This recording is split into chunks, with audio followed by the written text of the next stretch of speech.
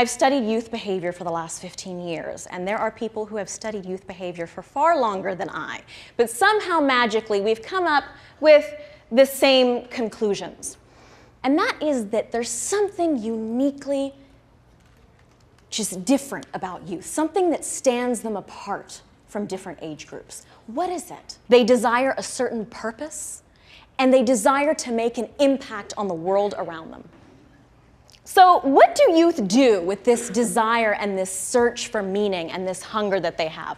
So what they can actually do with it can lead them into two very opposite directions and destinies when we look at it from an extreme perspective. Every child is potentially the light of the world, and at the same time, it's darkness. Abdu'l-Baha. So essentially, a child can walk a path of light and contribute positively to their community, or a child can make dark choices and contribute to the darkness that we already see in the community. So what does it look like to be a contributor of light in the world? Some of you may know of and heard of Malala Yousafzai. She grew up in Pakistan to a family of humble means, and essentially she was living in an area where the Taliban were banning her and other girls from getting an education. And despite this dangerous threat, her father still empowered her to receive an education. Not only did he empower her to receive an education, he gave her avenues by which she could stand up, publicly speak, and empower other girls in this area to receive their education as well. So the Taliban, as you can imagine, they sought her out. They shot her in the face. She miraculously survived, and she stood up as an even stronger advocate in the face of tyranny and oppression. She defied the Taliban at age 16, and she became the youngest Nobel Prize laureate that we've seen yet. And then we have these youth. Youth that are not any poorer in the monetary sense than Malala. Youth that are not any less educated. In fact, some of these youth came from areas where there was no restrictions on their educations. And some of them even left their homes to go and single-handedly drive and direct a movement that the world considers to be the greatest threat of our time. So what is the difference? What is the difference? Why do we have youth that choose to follow a path of light and contribute to the betterment of humanity? And why do we have youth that make choices like these? What I did observe was this, that some youth, we'll call them the light givers, were empowered to see the light within them. We're empowered to see the spiritual attributes within them. We're empowered to see their nobility and their worth. And they were provided with positive avenues by which they could contribute these attributes to the betterment of their society, fulfilling that longing that they have to make an impact and a difference. In fact, when I looked at some of the cases of these youth radicals, I found some similarities. And the similarities were this. These youth felt ostracized. They felt alone. They felt lonely. They didn't feel like they can contribute to their community. They didn't feel a sense of belonging. And then you have groups like ISIS recruiting them like this, essentially, in a simplified version. Come here. You can belong here. We have a brotherhood and a sisterhood here. You're important here. You can move the world here. What you do, the world will see here. You'll be powerful here. And we lose that.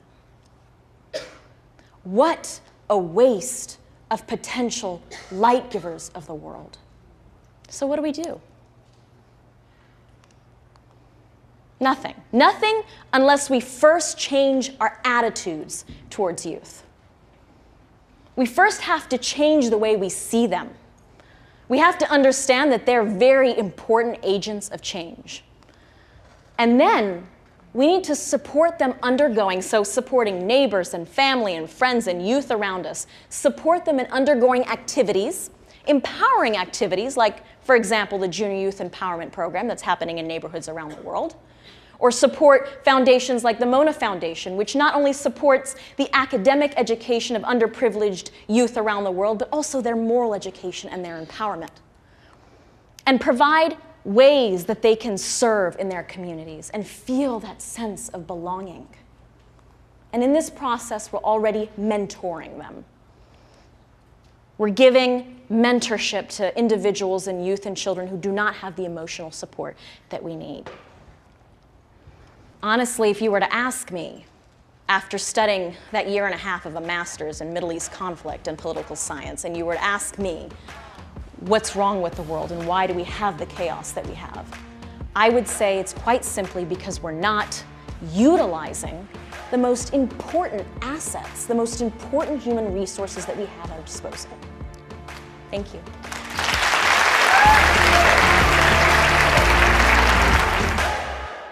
So, it's beautiful, huh? Unfortunately, we can't continue to listen to her. Yeah. So you are forced to listen to me, to this old guy. So, do you hear me? Yeah, it's functioning. You know what? There are some points that she mentioned that I want to come back to it. This is this feeling of belonging. For me, this feeling of belonging, if we look deeply on it, it's also a spiritual reality. And I explain it to you, why I mean that this is spiritual.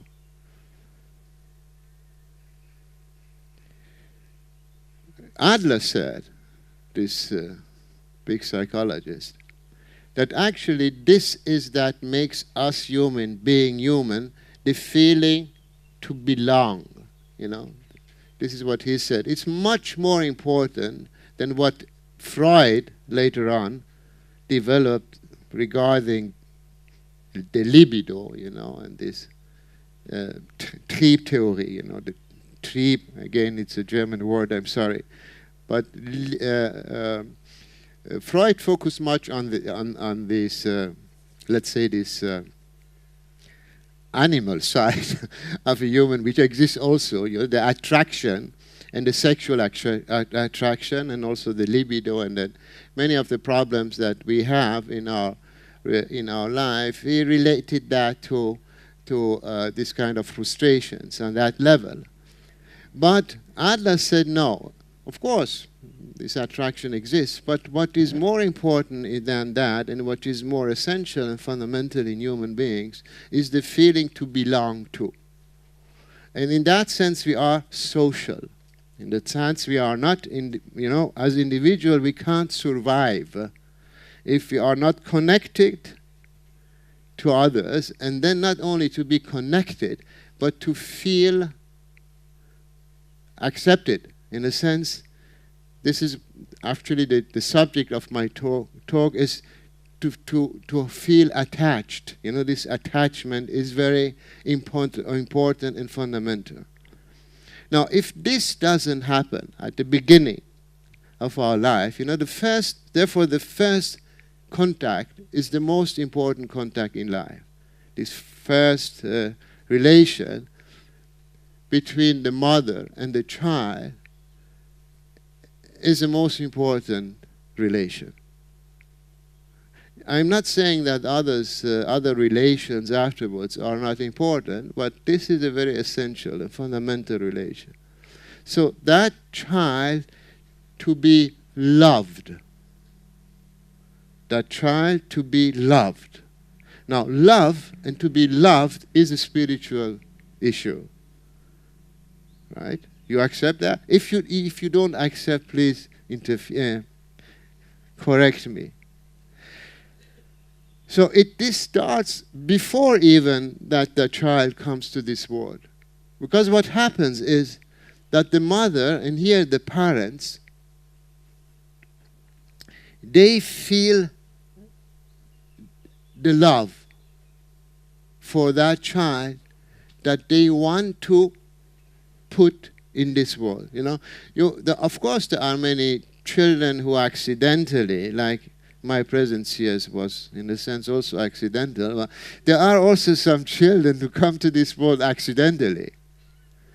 But I believe that even those children, they come to this world because this was an act of love.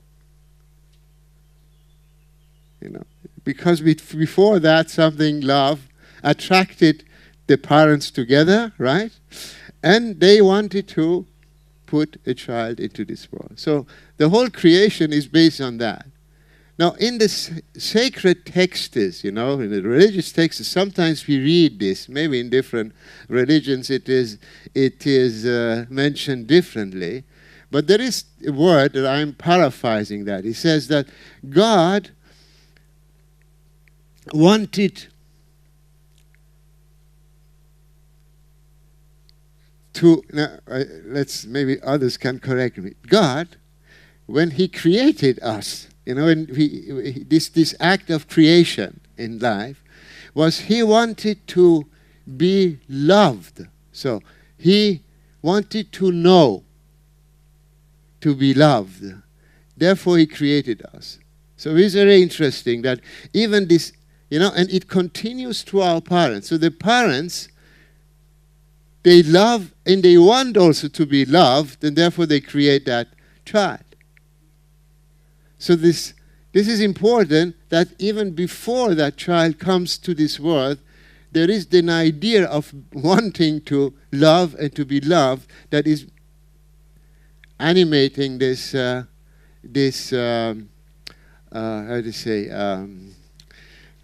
putting us in this position of creation, right? So it's a basic, a fundamental force in creation. Now, when the child, therefore, and then the first relation, of course, is the most important, because if that child has the feeling of not being loved, right, then he will have a lot of problems in his life.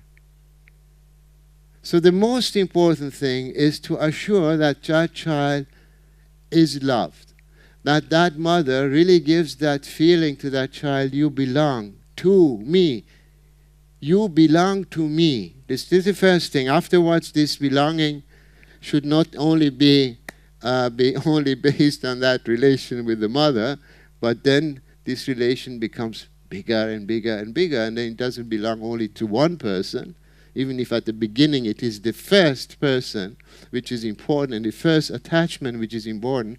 Afterwards, that child more easily can detach him or herself from that mother and create other relations. Because basically, that child has the feeling to be loved. If this feeling doesn't exist, right, then what happens is, and we have, unfortunately, a lot of people today in our society that also adults, you know, because we have always, don't forget that you being like that here, you know, with your beautiful face, sitting here, there is also a child in you still.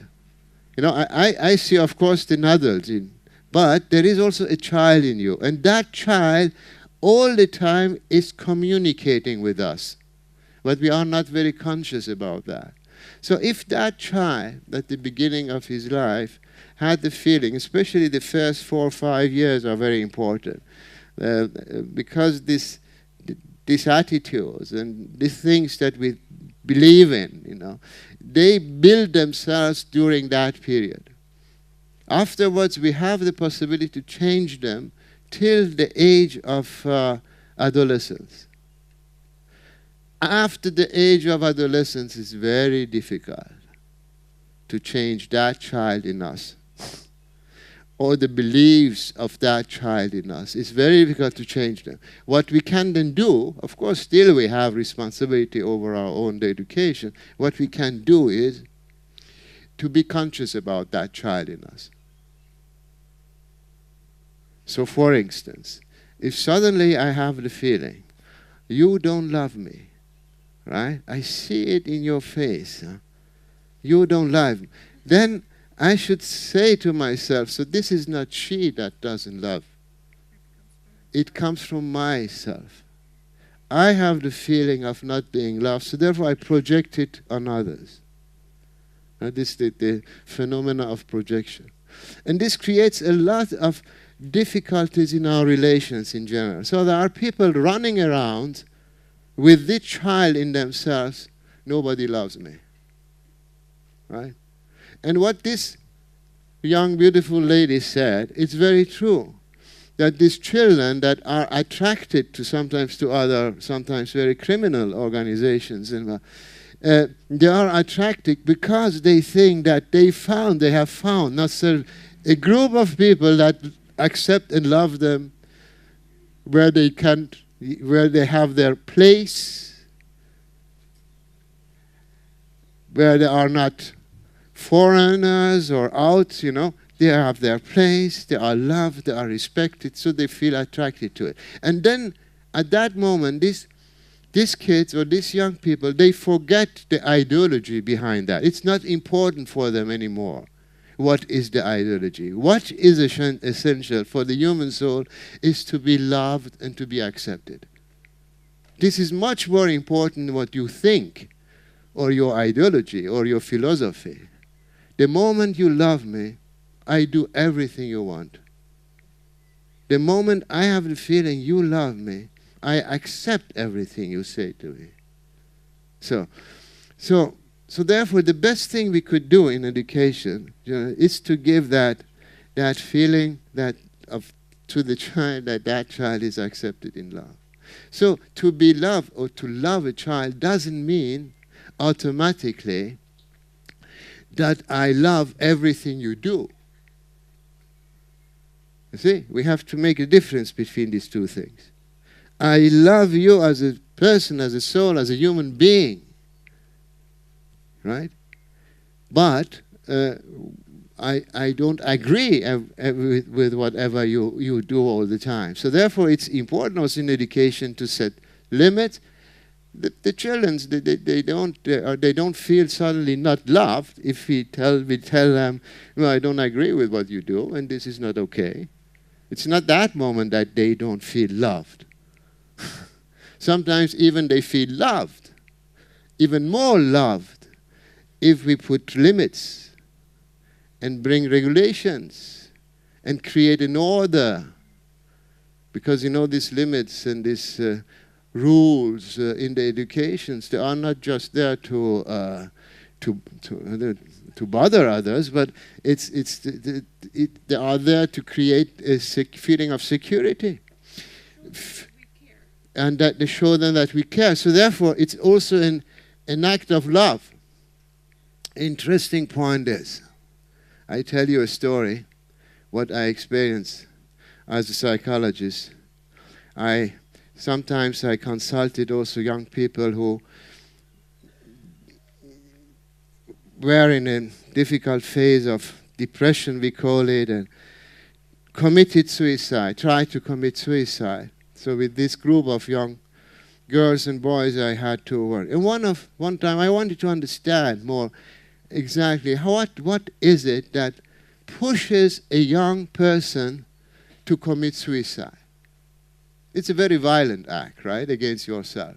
Especially at that age, when you have the whole life before you, why should you kill yourself or try to kill yourself? And then I examined the relations in the family, and these children.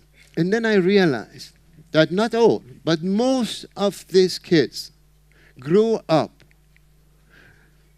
in families, not in families that were, how do you say, where the mother was not present or the father was, I don't know, an alcoholic. These kind of problems, no.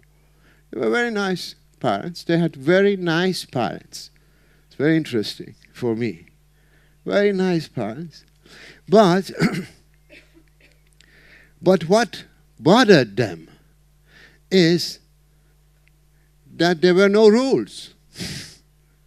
So for instance, if that child came and said, Mom, I'm going out tonight, and I don't know when I'm coming back, the mother said, I don't care. It's okay, you go.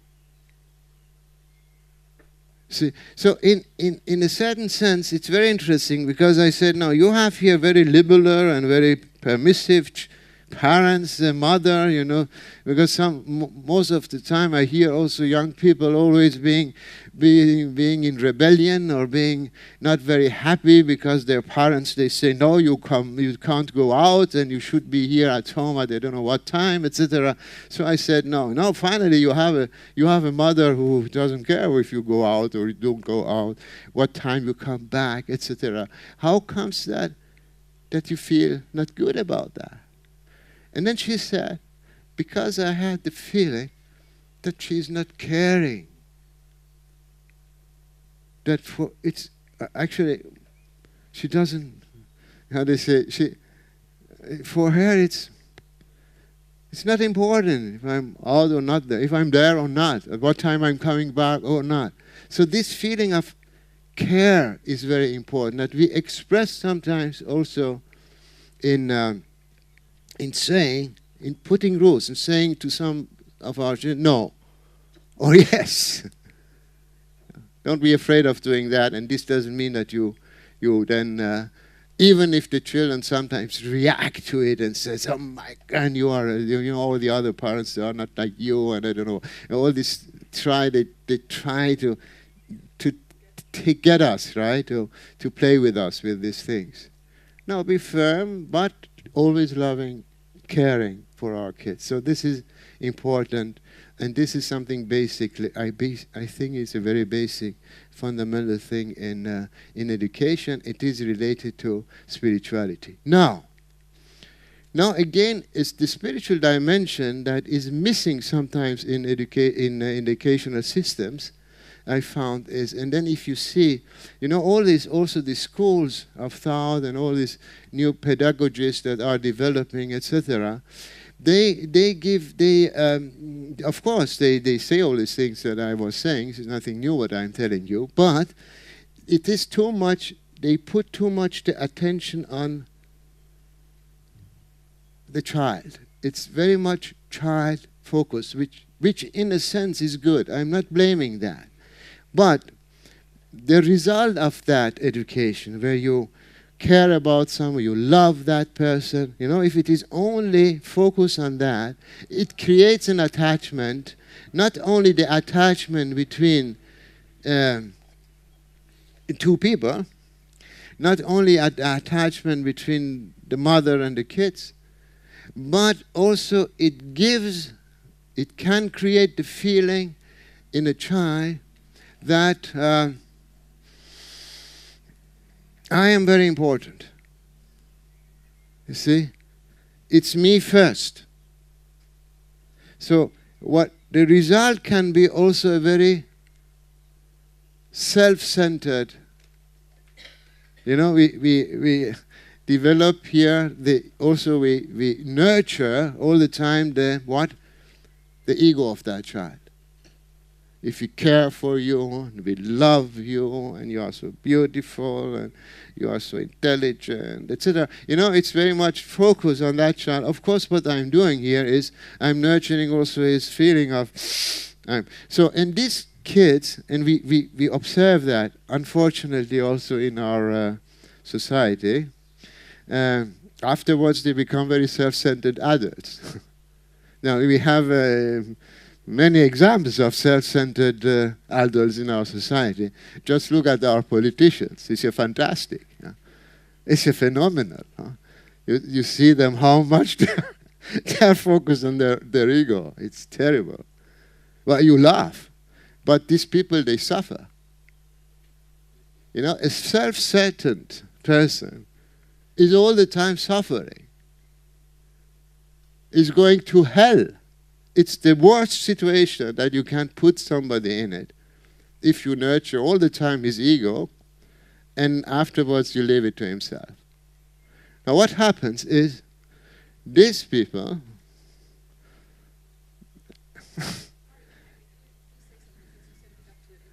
yeah. Yeah.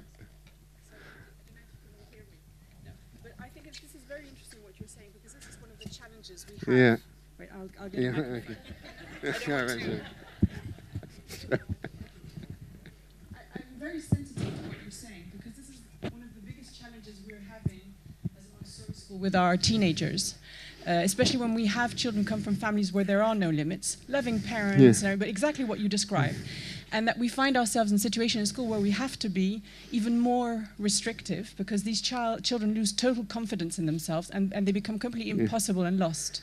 So, you know, we are, as part of our philosophy is to focus on the child, to care, to nurture, everything that you're saying. And actually, our experience now is actually very, very interesting because it's challenging us at the core of our philosophy. You know, how do you manage that? How do you carry on to nurture and at the same time support these children? And some of them are in distress. It's terrible.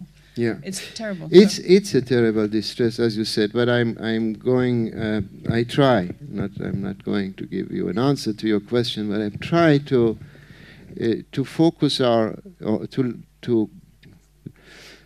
to focus our attention on how we can help our kids, you know, in introducing more the spiritual dimension in the education, of being detached also from, a little bit more detached from their self. It's impossible to be totally detached of the self. This is very clear. We are all, in a sense, also attached to our ego. For us, the ego is still all the time there. The little child is always accompanying us, you know.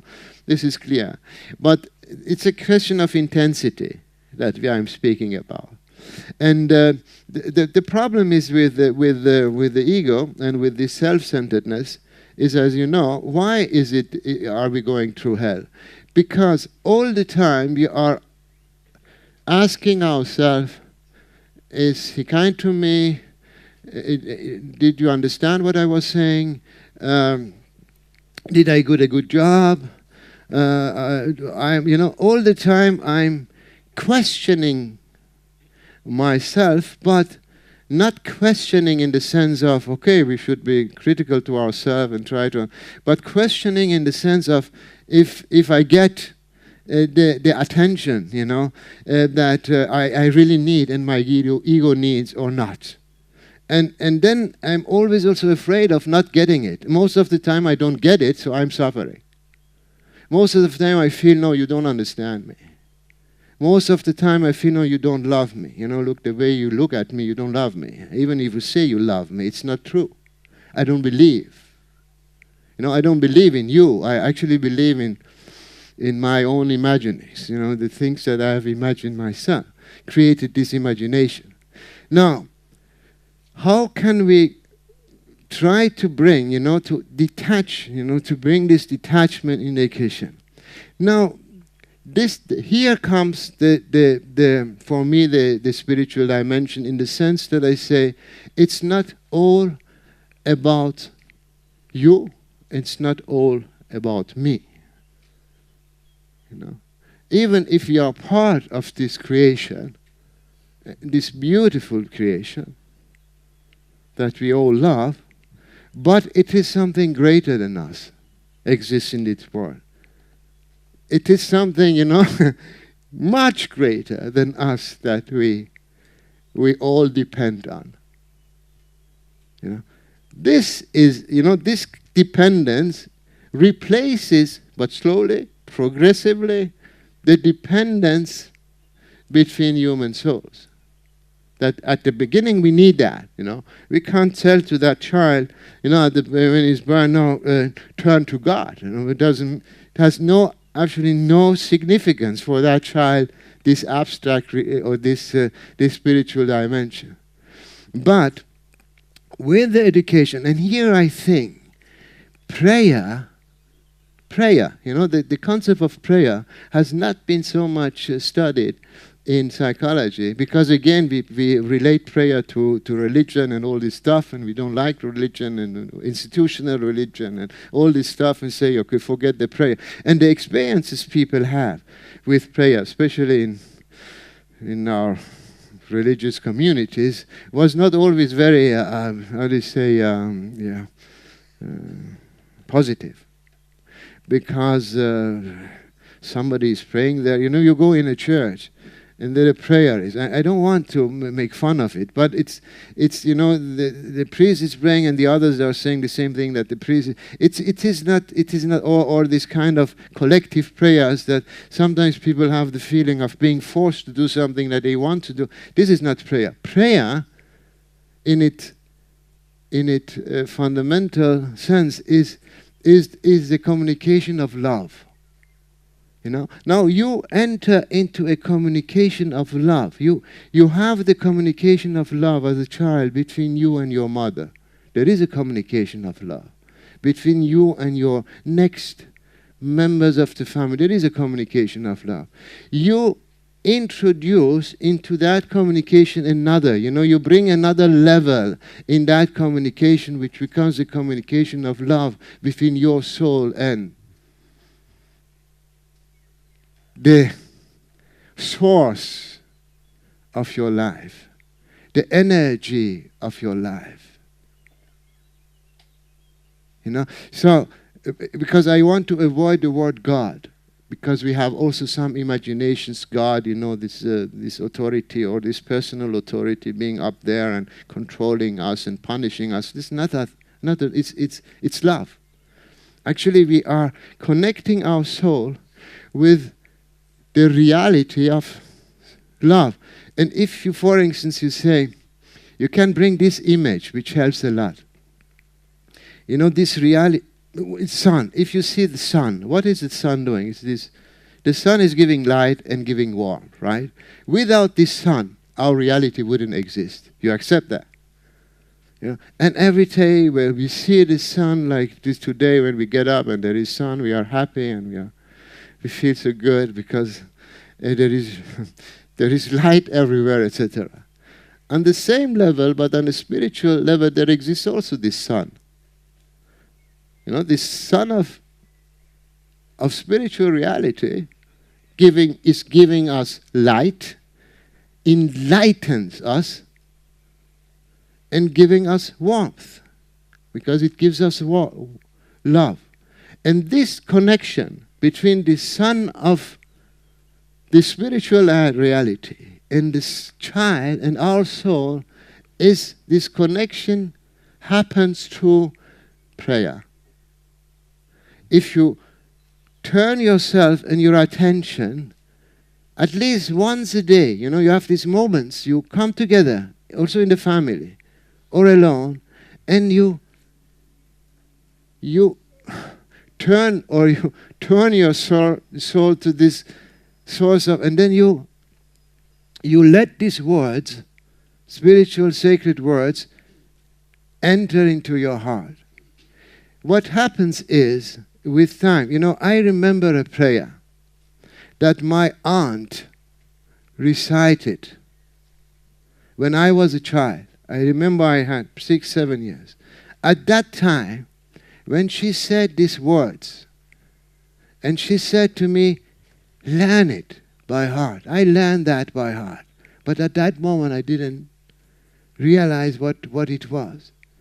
But these words, I imagine now with my 65 or 66 years that I have today, I realize how much they have influenced the direction of my life. Now I tell you what were the prayers. What was the prayer? The prayer said, the prayer was in Persian, because she was Persian and we learned that prayer by heart in Persian. But I translate it for you. Try to translate it, right? The prayer says, Oh God,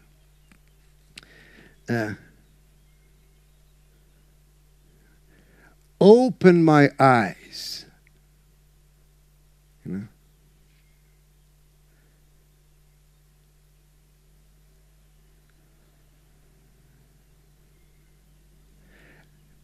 Make that my ears hear.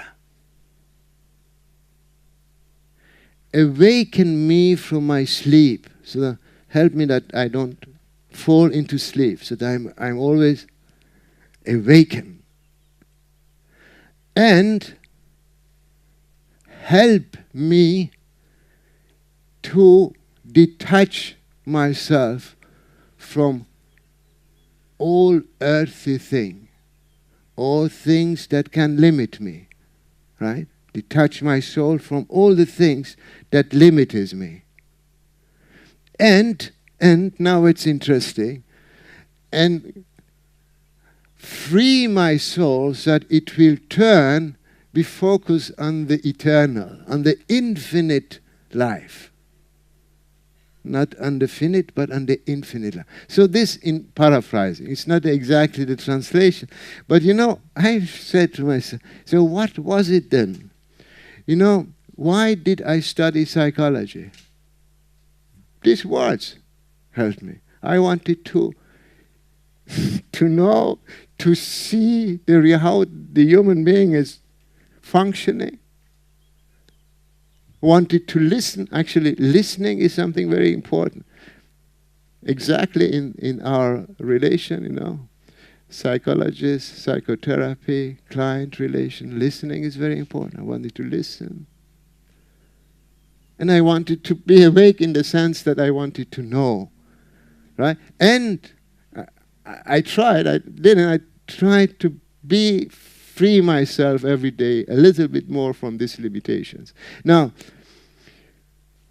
this makes it that when I feel loved, because in this communication of love with God, there I have the love. I can be assured that I am always loved. The human love is not very certain.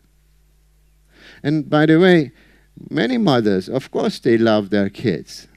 But this love is sometimes also self-centered.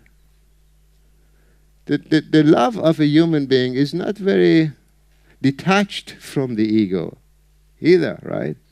Now, the mother that loves the child, for instance, says to that child, love herself, but of course loves also the child, says, I have sacrificed many things for you. My sleep, my food, my hobbies, my job. Now I expect you to be thankful. At least to be thankful. Right? And to respect me. Right? The moment I say that, what I'm doing here is I do all these things because I want you to be proud of your mother. See? This is very self-centered. I'm not saying that there is no, of course there is love. Every mother loves the child. But very often it is not so much really the child that we love. It's ourselves that we love. And we want our child to always give us back that feeling. This is the attachment that is not anymore, let's say, healthy for our development. And if we replace it with another love that is, first of all, unconditional. Second, it's not self-centered because God doesn't love us because he wants us to love him. No, the sun gives light. If you believe in that sun, if you open your windows, if you look at this sun or not, it continues to love. You see? It continues to shine. It continues to give life. It's not the same with the son of the mother. Because if the mother is disappointed, she falls into a bad depression. And you have these phases, when mothers, unfortunately I'm speaking about mothers, but it is still one of the first priorities in the education of kids, that it goes to the mothers. When these mothers give, their whole life turns around these children. When these children at a certain time they leave home, they go outside. They are not in the. Sometimes these mothers, they fall into a depression, because then they have the feeling that there is no sense in their life anymore. And the one they loved are not there anymore. And sometimes if that child doesn't call you every day, or every second day, then the depression becomes deeper and deeper, right? Because you feel that child doesn't think of you, etc. And after all you have done for that child, you see. So this is a very dependent and an unhealthy dependence which exists. And sometimes children have also difficulties to get out of this dependence if they really depend on that, because then they have also the feeling of being lost. There's nothing else there how to say, to embrace them, to accept them. So therefore, in education, it is important to replace, or not to replace, to progressively introduce another dimension regarding love in the relation to the kids. So that they are independent, they become independent because they don't depend on if you love me or not, if you understand me or not, if you respect me or not. They feel that inside themselves, you know, because this son of reality is there with them, they are in constant communication. Life becomes a prayer. And this prayer is actually the food of our soul. This is the food of our soul. We need it. This is the spiritual dimension of the human soul needs constantly that food. Now, saying that, I want to close with a little story, if you accept, right? But if you want to say something, say with a little story. Again, out of my praxis. As my cousin that I love so much said before, I work in a SOS Children Village. You have heard of SOS Children Villages? So there's an international organization. And we have such an institution also in Luxembourg.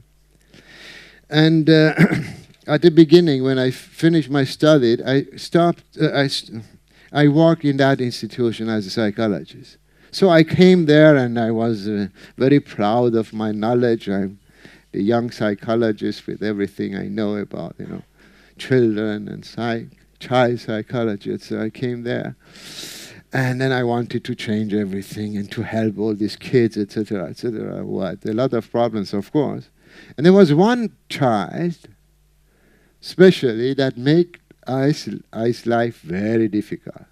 This boy was 9, 10 years old. I called him Steve, right? His name is not Steve. But anyway, you will never, you'll never be in contact with Steve. But Steve was a child that was very, very aggressive, very rude, very violent, with everybody, without exception. Of course, also with me. So it was a challenge for me, because I said, I am this big psychologist. You know, I thought I was a big one. Then with time I realized how little I am. But anyway, and I wanted to help. So whatever I did, it didn't help. And he was continued to be very rude. Very unpleasant words he used. You know, I was many years older than he was, and I had a certain authority, and he was very rude to me. So then I did it with different methods, you know. At the beginning I punished him, and I did this, and nothing helped. Then I said to myself, now, I ain't coming to this love business, right? To this love issue. So then I said to myself, so if this boy, right, feels so bad that he constantly has to aggress others, he must feel bad. You know? If you don't feel bad, you are not aggressive, right?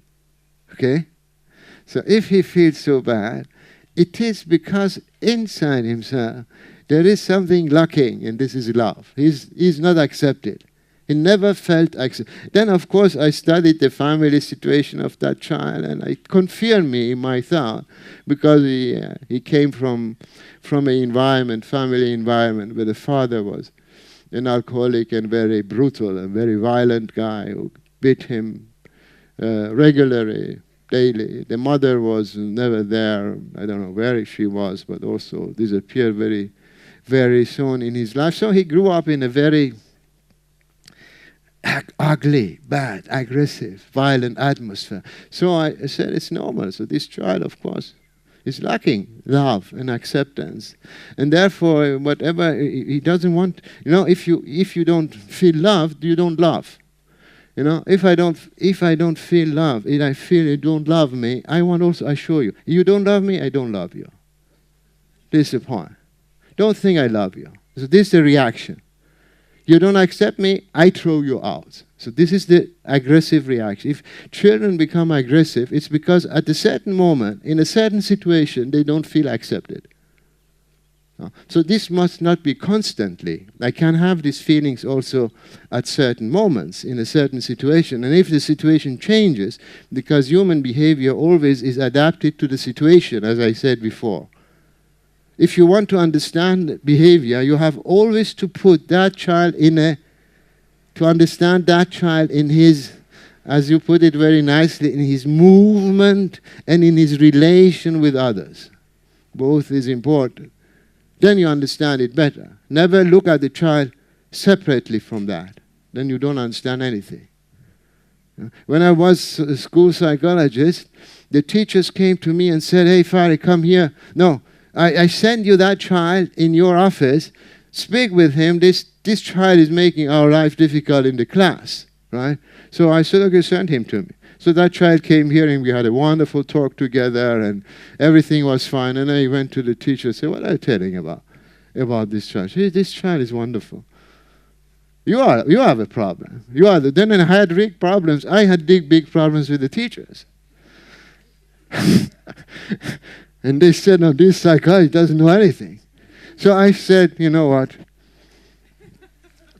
Next time you don't send that child to me. I come to you in your class. And I want to understand this behavior in the context of your class. Then I will tell you what's happening there. And why that child behaves in that way." And then we accepted, I accepted, and so we could continue to understand things better and change disposition. Sometimes even the change of a place. The child was sitting there. Instead of sitting there, we took him, moved that child, put it there, the behavior changed. Right? So, therefore, why I'm telling you that? What was I telling before? The Steve's story. Now, what comes to Steve? Now, Steve, what happened with Steve was, I realized that in my thoughts, right? The big psychologist knew what the problem is. And then I said, "Now, I will show him love. Whatever he does, I will tell him I love him." So, and so I did that, and his behavior became washed. So I said, "What's going on? Now I'm trying this love and it doesn't work." And then something happened. Something, for me, terrible happened. One day, it was the beginning, I said, I was finishing my study, and I started my work there, and my first or second salary I got, I was very proud. I could buy a little car, so I came with my car into my village, into my SOS village. I put my car in front of my office.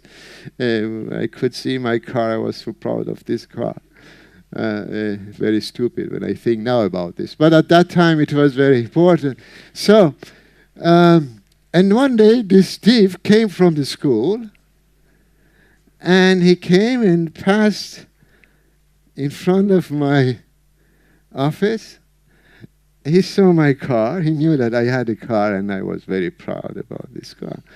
And he looked at me, and he said, he looked at me, because he could see from outside that I was in my office, looking at him and looking at my car.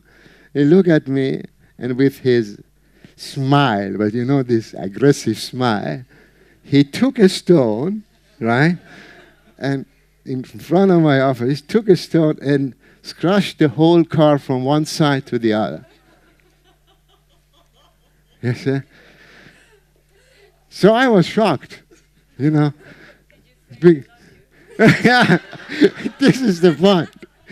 This is the point. I'm coming to that. I was so shocked. I stood up. I was terribly angry. I can imagine, you know, being proud of my car and being proud of everything, of myself and everything.